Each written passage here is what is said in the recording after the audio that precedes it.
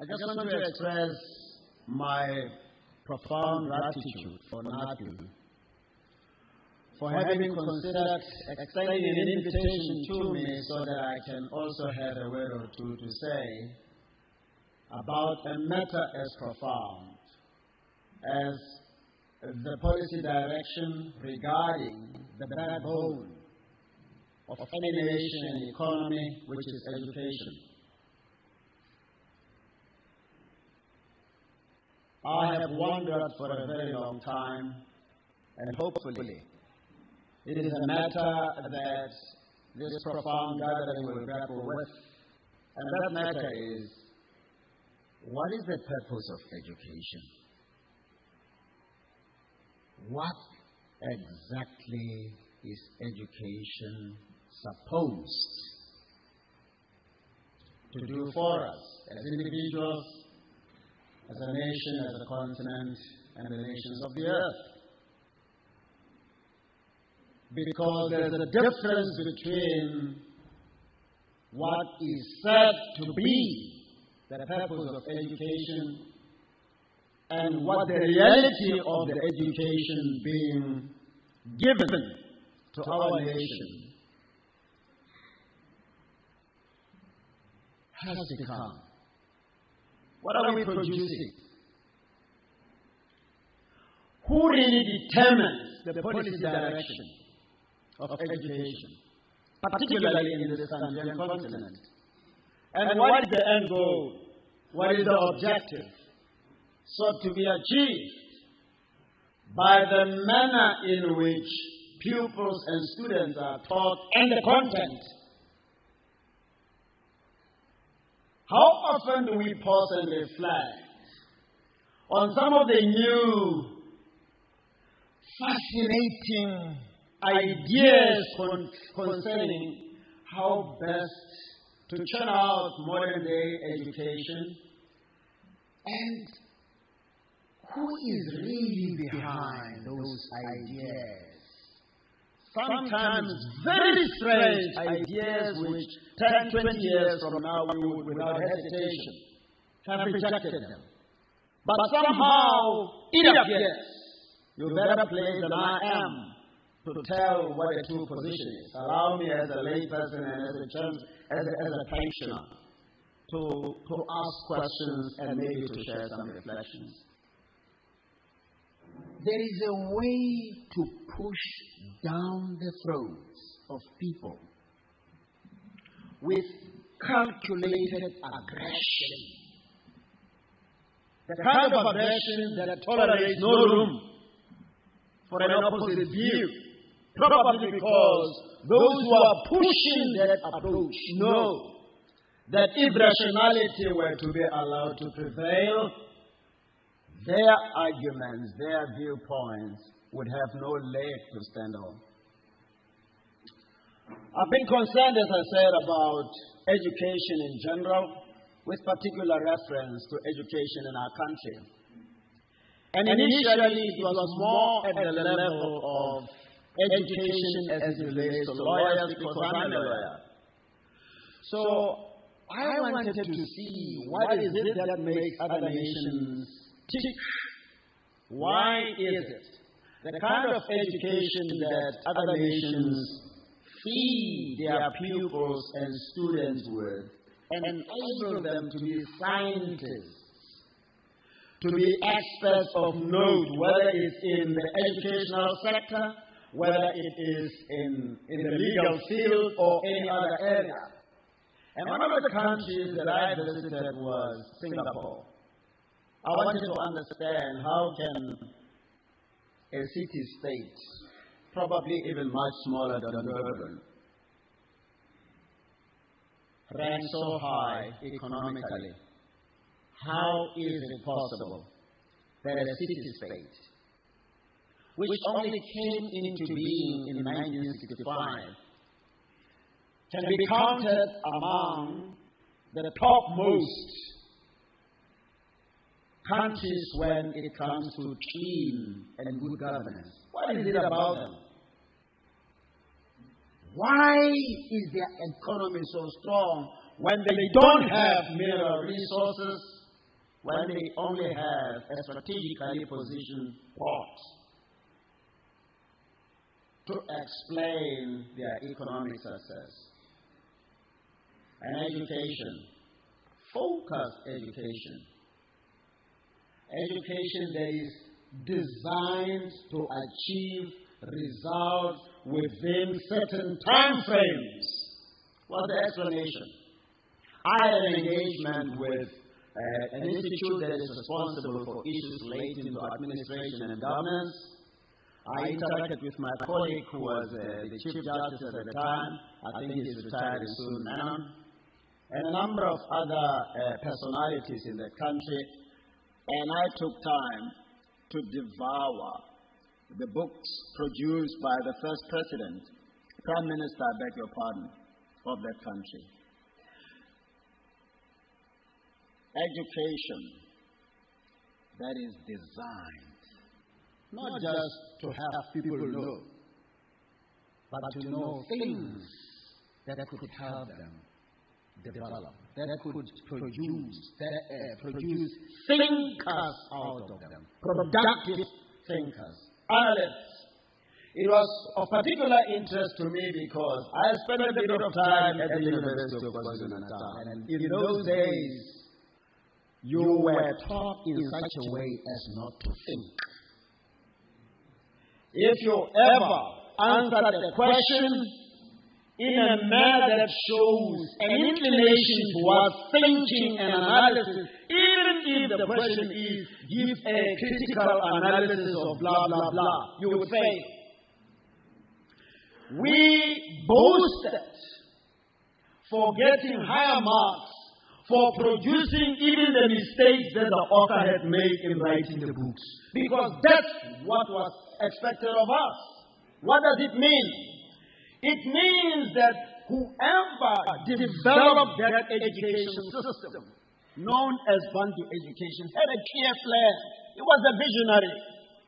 These people must never be allowed to think, because the minute they think, they will see through a number of mistakes that they should not see through in order for us to continue to manipulate them and control them effectively. It was a very difficult transition when I went to do my LLB degree, the equivalent of honors, at the University of Natal, because there you were expected to think. And I'm not used to thinking. I wasn't allowed to think. Very difficult transition. And it was as a consequence of that exposure that I was able as a lawyer, and those of us who were exposed to that kind of education, that we were able to analyze issues, legal issues, process them properly, and excel. As soon as we excel. The other country that challenged me a great deal was Cuba. I didn't understand how Cuba should still be surviving given the sanctions, prolonged, protracted sanctions around her. What is it that makes her tick? Why are people still talking about Cuba? So I happened to be invited to go and address an international conference there, and I was very clear. I needed an appointment, and an appointment was made with the Minister of Education, with the Vice Chancellor and officials at Havana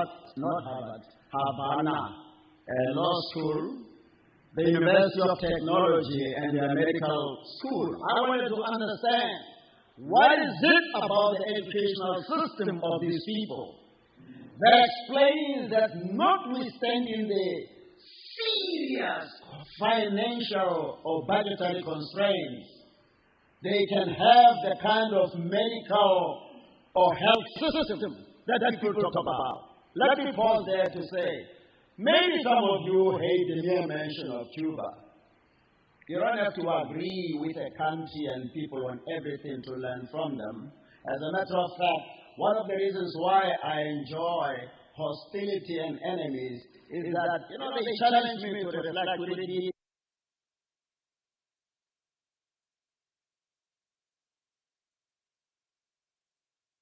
has been complacent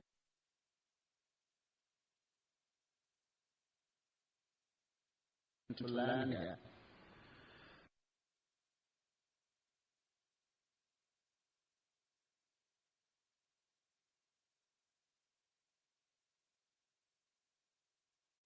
Budget comes nowhere near our budget, regardless being passed to the size of their population and our own.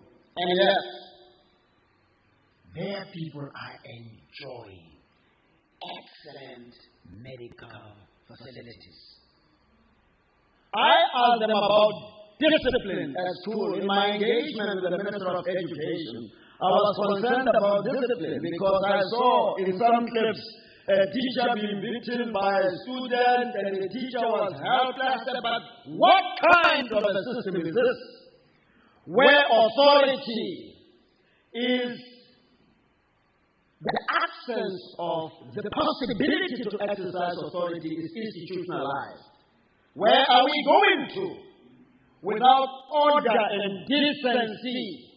What kind of leaders for the future are you going to produce? How are they going to obey laws if the delegated authority of the parents to the teachers is ignored like this, and the teacher stands to suffer, to be punished for saying, but this is wrong, my child. You are not going to be a great leader if you behave like this. Something can come out, the child can even beat you. I saw several teachers, like a chicken that is making from rain. Because the institution, the system, does not allow them to say, but you are my child. I love you, but this behavior, I cannot tolerate. So I was curious. How can you people who have limited exposure, Cuba, how can it be that it looks like you're getting it right? So the minister said to me with a team, it all starts at the family. And Mr. President, maybe deepening unity should start there. You see, the foundation is critical to the enduring life of any structure or infrastructure. If the foundation is shallow, or the house or the structure such as this rests on sandy soil, it will not last long, if it will last at all. A way must be found, such as the Cubans went out of their way to find a way to inculcate unity at a family level, because every community comprises a number of families, and so does a nation. If disorderliness is encouraged at family level, or put it differently, if there is no plan to empower particularly the many young parents who are busy working as to how to groom their own children into responsible members of society, who are forgiving and pursue unity, principled unity, not this kind of unity, principled unity. If we don't do that, we're not going anywhere. But if we think about what is it that we need to do to help inculcate unity at a family level, in a community, national and organizational unity will not be too difficult to achieve. Because if we are chaotic at home, divided at home, that's the kind of trade union members we're going to be. Those are the kind of community members we're going to be, and that is the kind of nation we're going to be. Let me go back to Cuba. The minister said to me, discipline is institutionalized in Cuba.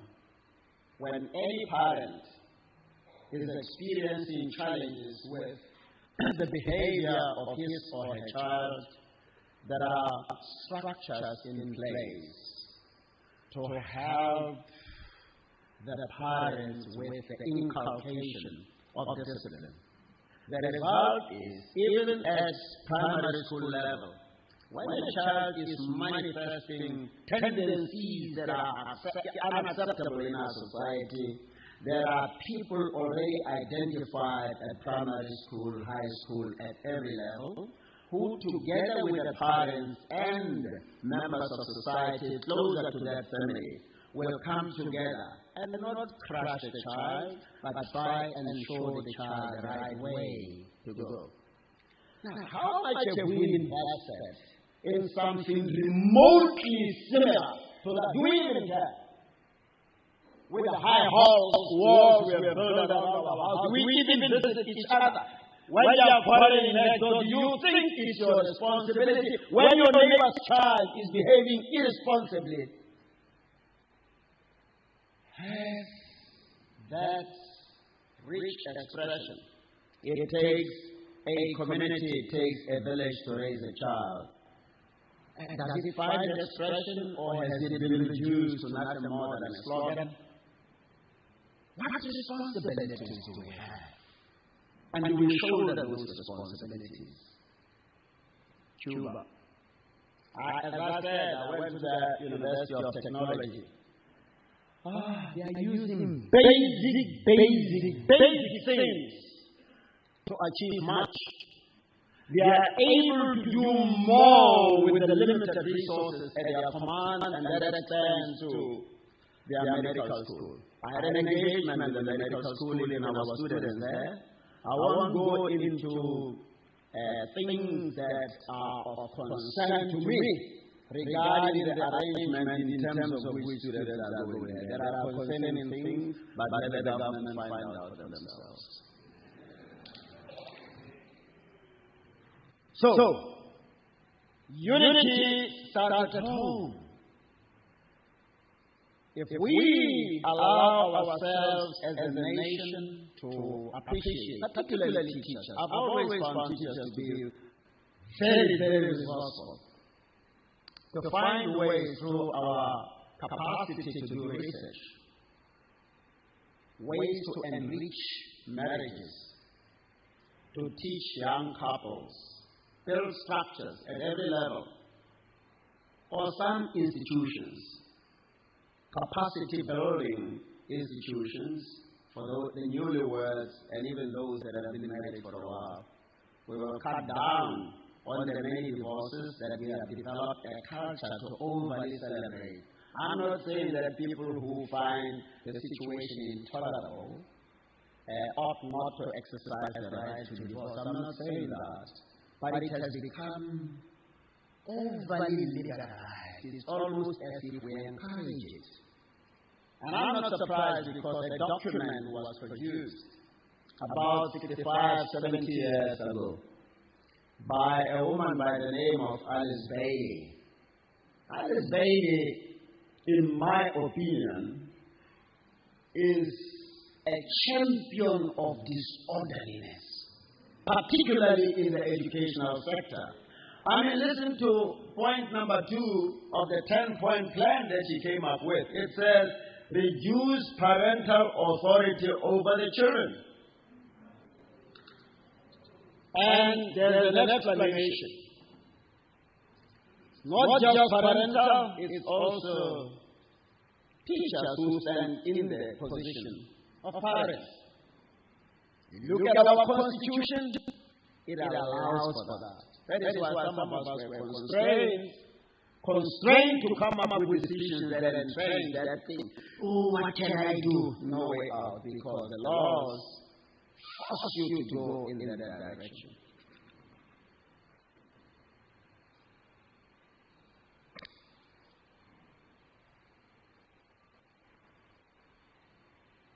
Point number 4 of Alice Bailey.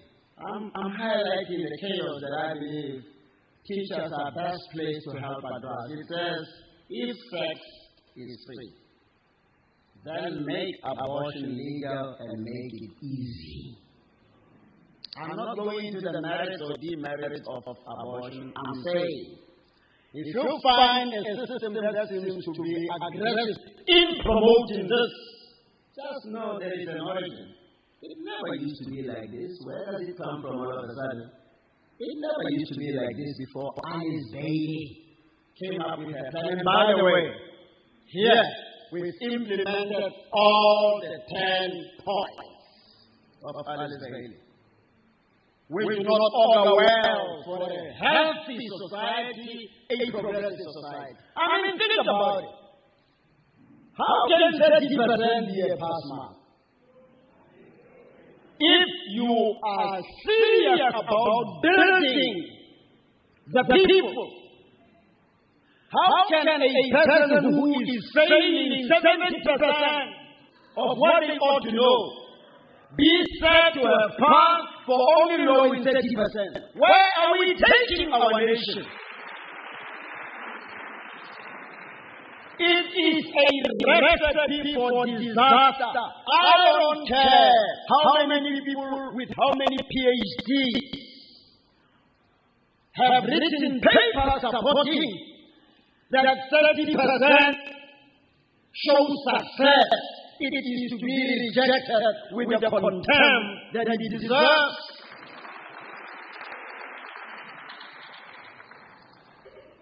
In our days, 49% was a fail. And it was a shameful thing to get 50%. We used to call it Madoda score. I don't know why Madoda, but we used to refer to it as Madoda score.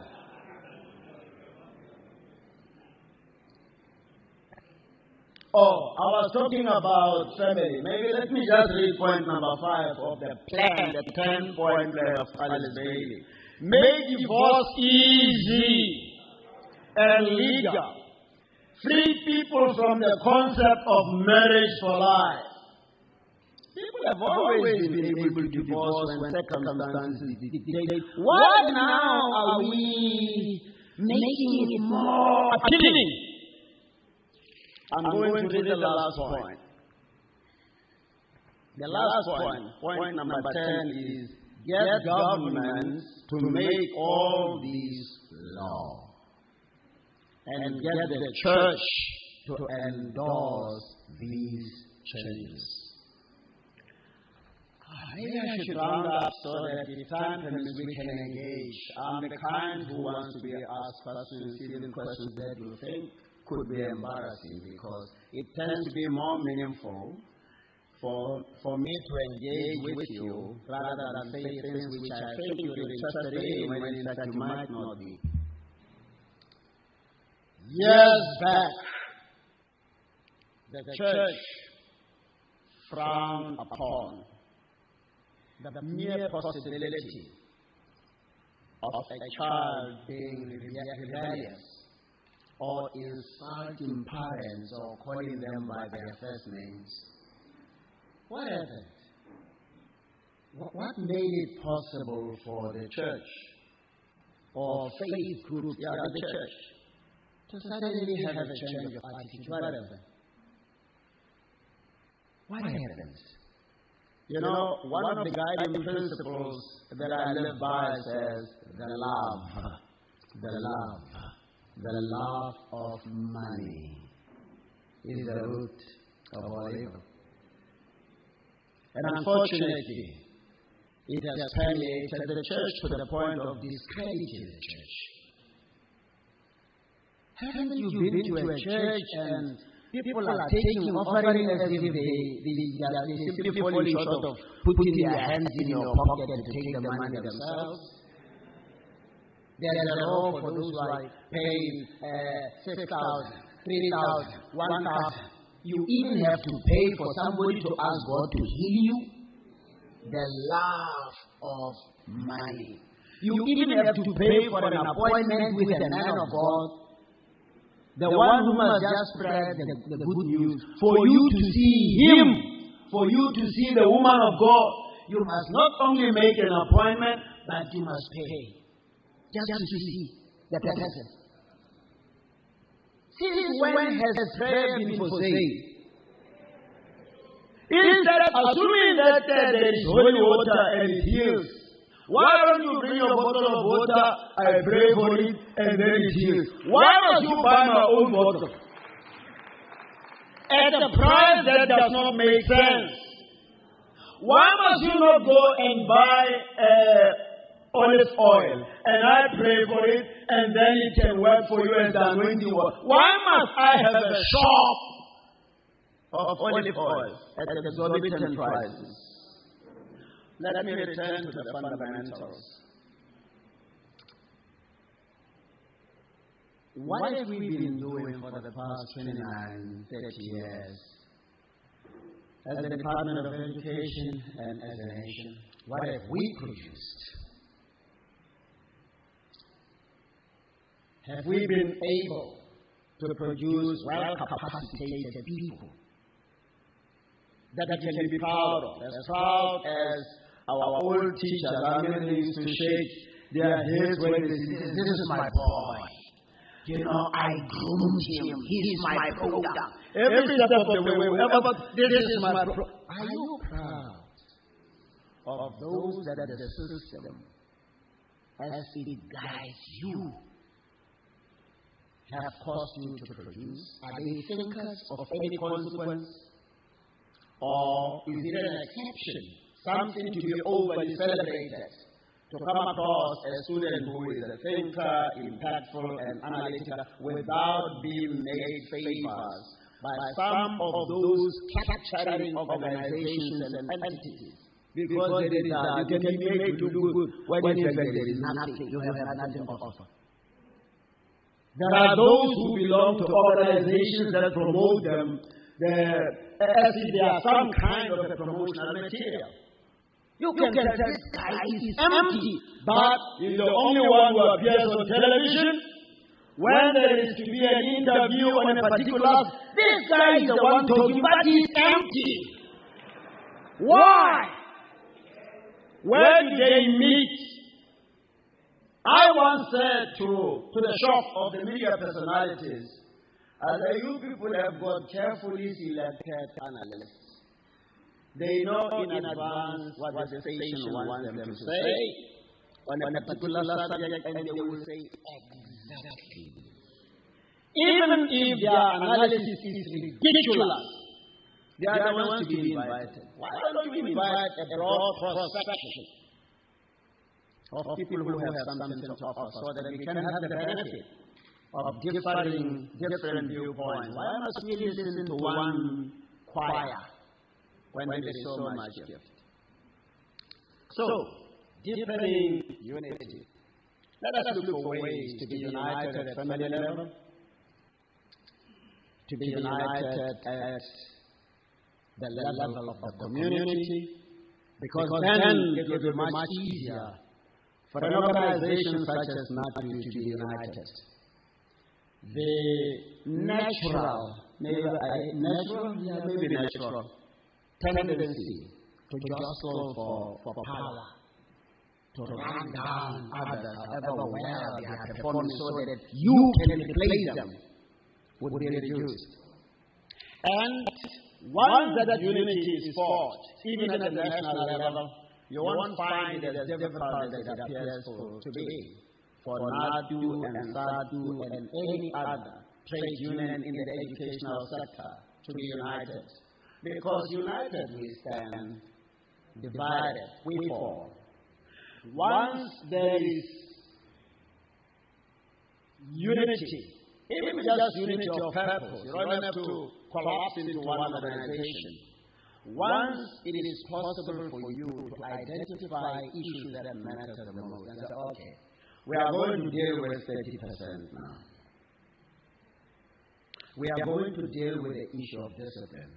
We want clear guidelines that are effective, and we want to be told where they have worked regarding adopting the kind of discipline that the institution or the system says we must adopt.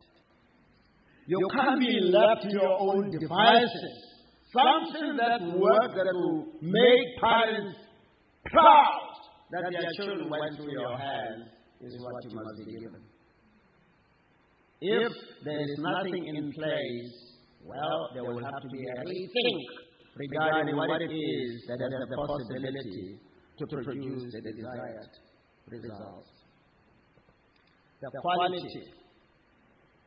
I looked with a great deal of appreciation at the introductory part of the Constitution of NATU.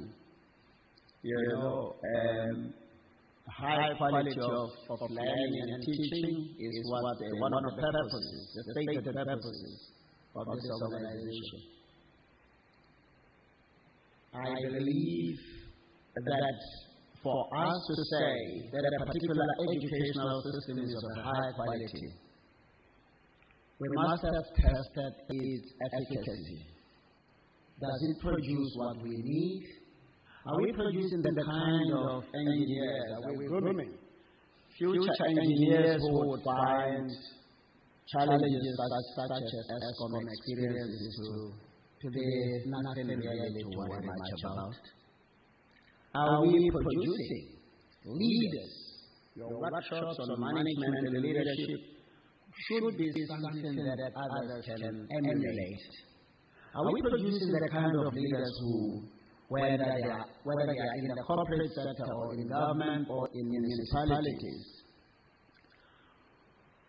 would be alive to the critical need at all times to serve the people? Because when the potholes started, we saw them. But it didn't look like we were as worried as we should be. And the one thing that worries me all the time is that where are the leaders at every level? We travel the same road. How can you allow this to happen? How do you expect growth and development in the economic sphere to become a practical reality when trucks, when business people have got nowhere to travel? It should be a thing of great shame. And because teachers travel a lot, you cannot be without a voice when it comes to this embarrassment. My wife and I just arrived this morning. Our plane landed at 5:40. We are from the DRC.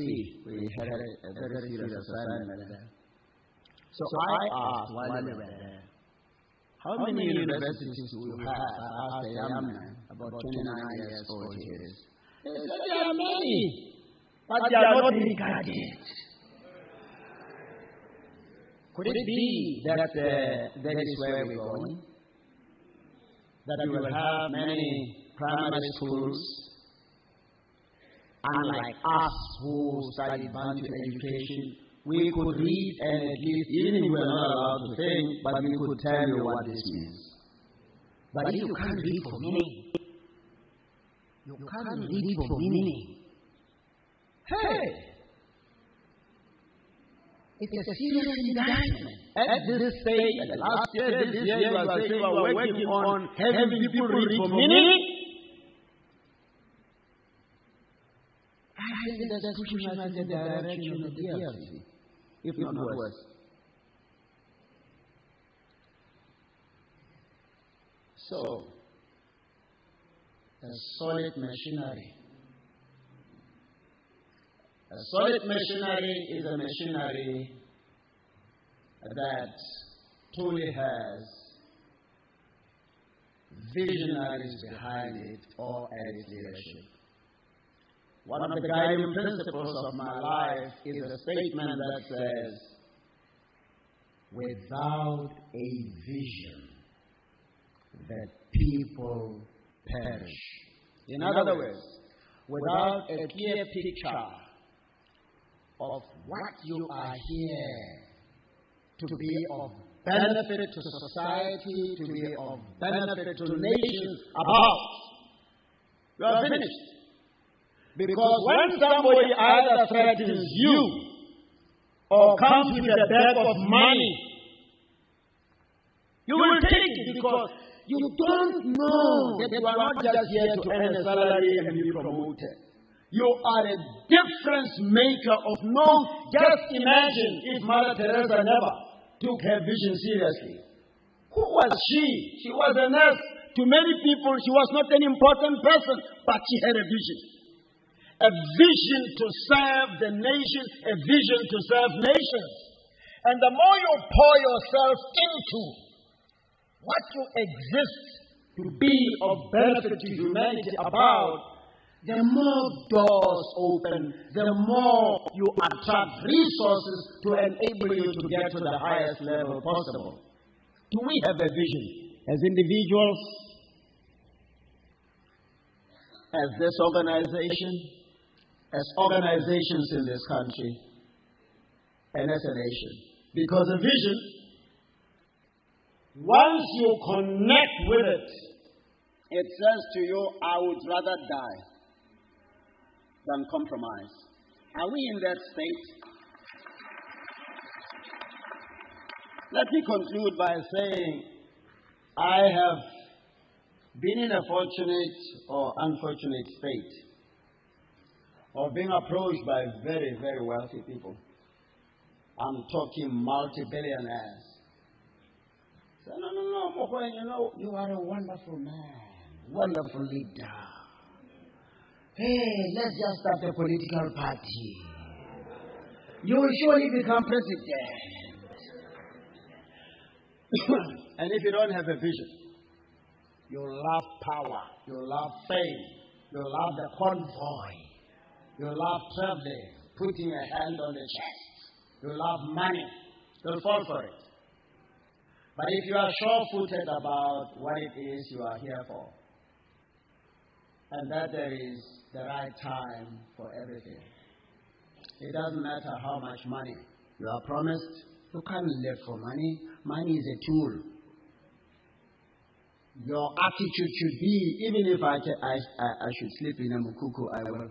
I slept in a mukuku when I was a judge for at least a year with my wife and children. A badly constructed mukuku. It's a lifestyle that I'm used to, that I can embrace if it means I have to choose between compromising principles that are for the good of the nation and my own personal benefit actuated by greed. I'm not talking politics, but let's remember that for us to be in town like this, I mean, during my days coming to Empangeni from KwaZulu-Natal, which was a special thing, by a certain hour you had to go back to Zululand University. But people died. Black and white people died for us to be where we are because they were principled. They knew in advance that death was a possibility. They had loved ones just like you and I. They love good food, they love good houses. It's a natural thing to entertain. But they had a vision. They were principled. They loved their people, black and white. Shouldn't we reconnect with that principle stance that whether you are a preacher, whether you are a teacher, whatever you may be, the suffering that is going on in this country is far too grave, far too serious for us to be competing about how powerful a vehicle you drive. Celebrating a car, just a car. If it is new and it is one of these flashy ones, we will not sleep. You come to a meeting, you will be opening its doors throughout the day so that everybody can see that it belongs to you. That's childishness. There are far too many serious issues to focus on from now going forward so that we can build our country. Here is his worship. I don't think it is particularly productive if you disagree with how he is serving the municipality, assuming that you disagree, to be screaming from the rooftops against him.